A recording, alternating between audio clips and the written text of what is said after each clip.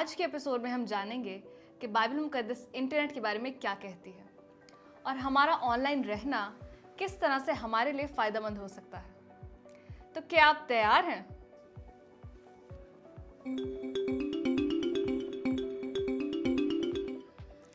Hello जी मामा, कैसी हैं आप? ओहो, मैं तो भूल ही गई। जी, आपने मुझे बताया था। आप टेंशन ना लें, मैं अभी इंटरनेट वाले को कॉल करती हूँ। हेलो जी भाई, मैं रेचल बात कर रही हूँ। मैंने आपको पहले भी कॉल की थी। जी 3 दिन से हमारे घर का इंटरनेट नहीं आ रहा। किसी को भेज दें। हाँ जी, ठीक है, बहुत शुक्रिया। ओहो दोस्तों, आप लोग आ गए। मैं आप ही का वेट कर रही थी कि मुझे घर से कॉल आ गई। तो चलें, आप लोग आ ही चुके हैं तो अपना शो शुरू करते हैं। हेलो एंड वेलकम बैक दोस्तों। बाइबल क्या कहती है कि एक नए एपिसोड में मैं आपकी होस्ट रेचल एजाज आपकी खिदमत में हाजिर हूँ। दोस्तों, जैसा कि मैंने आपको बताया कि जब मैं आपका वेट कर रही थी तो मुझे घर से कॉल आई और मुझे बताया गया कि 3 दिन से हमारे घर में इंटरनेट नहीं आ रहा। तो इससे हमें पता लगता है कि आज का हमारा टॉपिक क्या है, इंटरनेट, और बाइबल मुकद्दस इंटरनेट के बारे में क्या कहती है। दोस्तों, आज के दौर में इंटरनेट हर जगह इस्तेमाल किया जा रहा है। इसके बहुत सारे फ़ायदे हैं, लेकिन इसके साथ साथ इसके नुकसानात भी हैं। तो आइए जानते हैं हमेशा की तरह कि ये ख़ास चीज़ कहाँ से शुरू हुई, इसका आगाज़ कहाँ से हुआ और उसकी हिस्ट्री क्या है। मैं आपको बताती हूँ। इंटरनेट किसी एक शख्स की ईजाद नहीं है, बल्कि वक्त के साथ साथ तरक्की करता गया।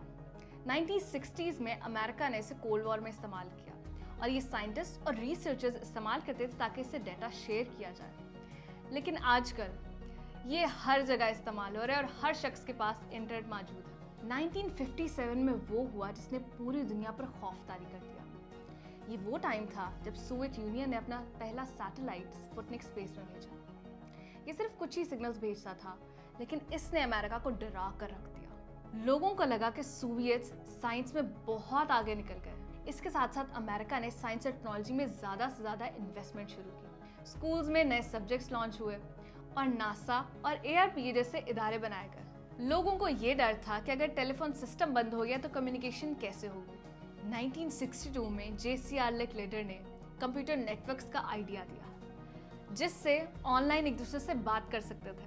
1965 में डोनाल्ड डेविस ने आइडिया दिया पैकेट स्विचिंग का, जिससे डेटा छोटे छोटे पैकेट्स में ट्रांसफर होता ताकि वो सेफ रहे।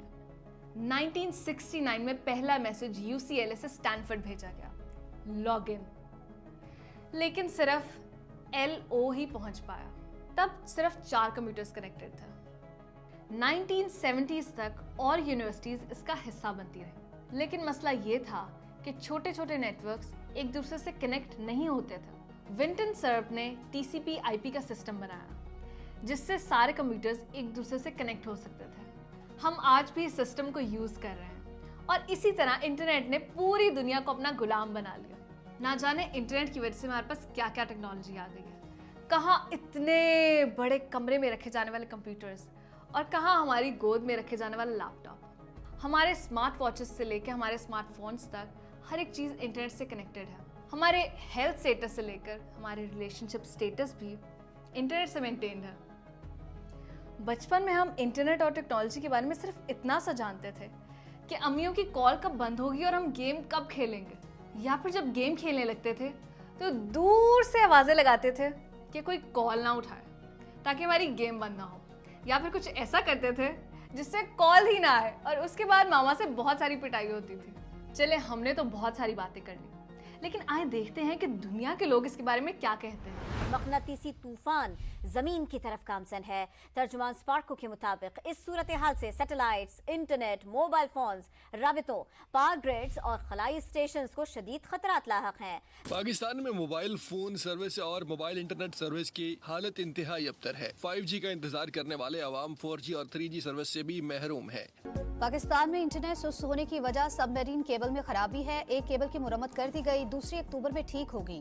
पाकिस्तान टेलीकम्युनिकेशन अथॉरिटी की वजाहत। चलें दोस्तों, coming back to the topic.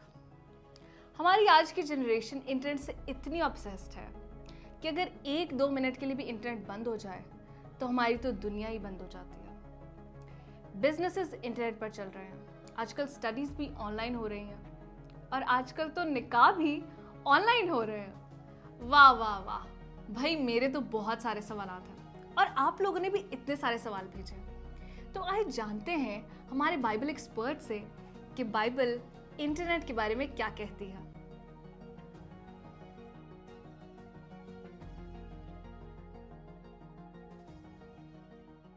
Oh hello Emmanuel भाई, कैसे हैं आप?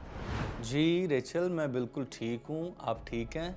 मैं भी बिल्कुल ठीक, खुदावन का शुक्र है। और मैं तैयार हूँ आपके सवालों के जवाब देने के लिए। सवाल तो बहुत सारे हैं, तो ये रहा पहला सवाल आपकी स्क्रीन पर। क्या बाइबल मुकद्दस में इंटरनेट के हवाले से कोई जिक्र मिलता है? हाँ जी, बाइबल मुकद्दस वाज़े तौर पर कहीं भी इंटरनेट का जिक्र नहीं करती। वो इसलिए कि बाइबल मुकद्दस जिन अदवार में लिखी गई तब इंटरनेट मौजूद नहीं था और ये बाद में वजूद में आया है, इसलिए इसका जिक्र हमें बाइबल में नहीं मिलता। ये तो आपने बिल्कुल सही कहा। लेकिन खुदा के कलाम में, बाइबल में ईमानदारों को ज़िंदगी गुजारने के वो असूल सिखाए गए हैं जिनसे वो ये सीख सकता है कि इंटरनेट को कैसे इस्तेमाल करना है और कैसे इसका मौसर या जायज़ इस्तेमाल कर सकते हैं। थैंक यू मैनुअल भाई, आपने हमारी बहुत मदद की है। चले मैं आपसे दूसरा सवाल पूछती हूँ, और ये रहा दूसरा सवाल। हम इंटरनेट को कैसे इस्तेमाल कर सकते हैं कि खुदा के नाम को जलाल दिया जाए? हाँ जी, थैंक यू। ये बहुत अच्छा और बड़ा अहम सवाल है और आजकल इसकी बहुत ज़रूरत भी है। हाँ जी, इंटरनेट का इस्तेमाल हम खुदा को जलाल देने के लिए इस तरह से कर सकते हैं कि अगर हम इंटरनेट को खुदा के कलाम को सीखने, खुदा के कलाम को सिखाने, तालीम हासिल करने और अच्छा राब्ता कायम करने के लिए इस्तेमाल करते हैं और खुदा के कलाम को फ़रोग़ देने के लिए इस्तेमाल करते हैं, तो डेफ़िनेटली इससे खुदा का जलाल ज़ाहिर होगा। लेकिन अगर इसको किसी नेगेटिव काम के लिए या फितना या फसाद या कोई बुरी बातें फैलाने के लिए इस्तेमाल किया जाए तो ये नुकसान का बाइस भी बन सकता है। जी, और आजकल तो बहुत सारे ऐसे लोग ऑनलाइन बैठे हुए लोगों को बातें सुनाने के लिए। थैंक यू भाई, ये तो आपने बहुत अच्छी बात बताई है। अगला सवाल ये है, क्या बाइबल मुकद्दस में ऐसा कोई हवाला है जो हमें बताए कि इंटरनेट पर हमारा रवैया कैसा होना चाहिए? हाँ जी, जैसा कि आप देख सकते हैं मेरे पास बाइबल मौजूद है, खुदा का कलाम। तो इसमें से हम चंद हवाले देखेंगे जिनसे हमारी रहनुमाई होगी कि हमारा ऑनलाइन जो रवैया है वो कैसा होना चाहिए। और आइए देखते हैं खुदा के कलाम में से पौलुस रसूल का फिलिपियों की कलीसिया को लिखा हुआ ख़त है। इसका 4था बाब है और 8वीं आयत है।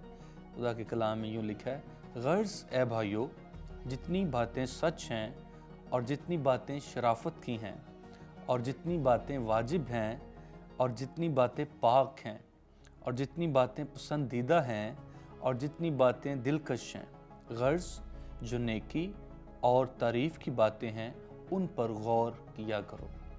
इसी तरह हम एक और स्क्रिप्चर रेफरेंस देखेंगे और याकूब का ख़त है, इसका पहला बाब और 19वीं आयत है। खुदा के कलाम में यूँ लिखा है, ए मेरे प्यारे भाइयों, ये बात तुम जानते हो, बस हर आदमी सुनने में तेज़ और बोलने में धीरा और कह करने में धीमा हो। तो जैसा कि आपको पता है कि इंटरनेट पर हम अपने अल्फाज भी बयान करते हैं, अपने जज्बात का जो है ना वो भी इजहार करते हैं, और इसके लिए भी हमें बड़ा केयरफुल होने की ज़रूरत है कि हम क्या कह रहे हैं, क्या सुन रहे हैं, क्या बयान कर रहे हैं। कहीं जो हमारा कंटेंट है वो ऐसा तो नहीं है जिससे कोई ज़िंदगियां नुकसान उठाएं या जिससे कोई बुरा तासुर फैले। तो इस बात के लिए हमें बड़ा केयरफुल होने की ज़रूरत है। खुदा का कलाम हमें ये सिखाता है।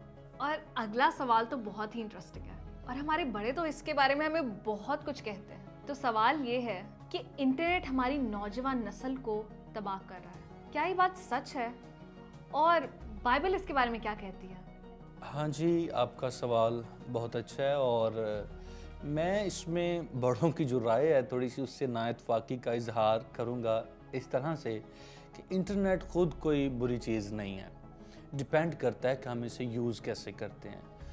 अगर हम इसको नई स्किल्स को सीखने के लिए जैसा कि अब आप जानते हैं कि AI टूल्स हैं जिनसे हम नई नई चीज़ें सीख सकते हैं और हमारे कामों में बेहतरी आ सकती है, उनके लिए यूज़ करते हैं और खुदा के कलाम को फ़रोग़ देने के लिए यूज़ करते हैं और अच्छे जो कॉन्टैक्ट्स हैं वो कायम करने के लिए यूज़ करते हैं, तो डेफ़िनेटली इंटरनेट बुरा नहीं है। लेकिन अगर हम इसको गैर अखलाकी मवाद को देखने और प्रमोट करने के लिए यूज़ करते हैं तो डेफ़िनेटली इसका इस्तेमाल ख़तरनाक और बुरा साबित हो सकता है। थैंक यू सो मच भाई, आप हमेशा हमारी बहुत रहनुमाई करते हैं। मैं आपसे और भी बहुत सारे सवाल पूछूंगी, लेकिन फिर किसी नई एपिसोड में। जी, मैं हर बार पूरी कोशिश करता हूँ और ये मेरे लिए बड़ी प्रिविलेज की बात है कि आप लोग याद करते हैं और मौका देते हैं और इस लायक समझते हैं कि आपके सवालों के जवाब दे सकूं। Thank you so much. इसके साथ मैं इजाज़त चाहूँगा। थैंक यू सो मच भाई, आपने हमारे सवालात का बहुत अच्छे तरीके से जवाब दिया। मेरा भी यही कहना है कि इंटरनेट बहुत काम की चीज़ है। हम इसके नुकसानात का शिकार उस वक्त होते हैं जब हम इसे बेवक्त और गलत चीज़ों के लिए इस्तेमाल करते हैं। इसलिए हमें चाहिए कि जब भी हमारे सामने आजमाइश आए तो हम उसके ऊपर खुदा को चुनें। और ये स्ट्रॉन्ग माइंडसेट दोस्तों तभी आता है जब हम अपनी ज़िंदगियों में खुदा को अव्वल दर्जा देते हैं, दुआ करते हैं और खुदा का कलाम पढ़ते हैं। तब ही हम इन आजमाइशों से निकल सकते हैं। दोस्तों, आज हमने देखा कि इंटरनेट कैसे मुतारिफ हुआ और कैसे हम कलाम पढ़कर और दुआ को आगे रखकर इंटरनेट के एडिक्शंस पर काबू पा सकते हैं। उम्मीद करती हूँ कि आपको सोचने के लिए बहुत कुछ मिला होगा। अगर आपके कोई सवालात हैं तो नीचे दिए गए हमारे लिंक पर ज़रूर क्लिक करें और हमें अपने सवालात ऐसे ही भेजते रहें। मिलते हैं फिर एक नई एपिसोड में, तब तक के लिए गुड बाय।